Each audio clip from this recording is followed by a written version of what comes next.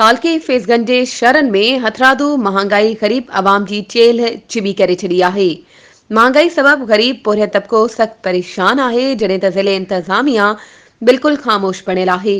इन हवाले सां वधीक तफ़सील ॾेई रहियो आहे फैज़गंज मां CN न्यूज़ जो रिपोर्टर शाहिद चांग। जी शाहिद, तफ़सीलनि खां आगाह कजो।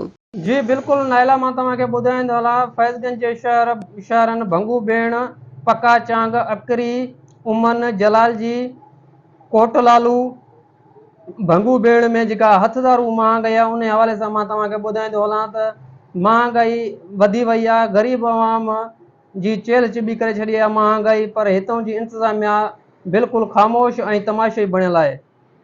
एतिरे क़दुरु जो दुकानदार रेट लिस्ट हुजण जे बावजूद बि पंहिंजी मनमस्ती करे रहिया आहिनि, पर हुननि को केर बि पुछण वारो न आहे।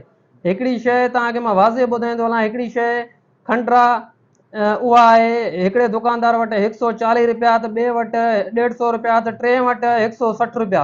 वरी सब्ज़ी वारे वटि वेंदो त सब्ज़ी वारो हिकिड़ो अंब थो ॾिए किलो 100 रुपया, त ॿिए खां पुछंदो 200 रुपया। गोश्त वारे वटि वेंदो त मुर्गी आहे 700 रुपया, त ॿियो तव्हांखे ॿुधाईंदो 750 रुपया। वरी टियों तव्हांखे ॿुधाईंदो 800 रुपया। इहे सभु शिकायतूं खणी असांजी टीम जा दोस्त, मेहराण प्रेस क्लब जी टीम जा दोस्त सभु AC साहब वटि वियासीं। उन खे ॿुधायोसीं बि सही, आगाह बि कयोसीं, पर उन जो कोई नोटिस, काई बि कार्रवाई न थी सघी।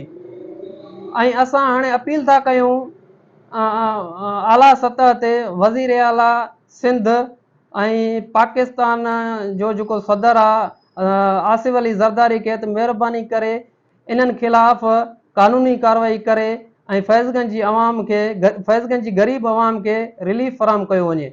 जी महिरबानी शाहिद, तफ़सीलनि खां आगाह करण जे लाइ।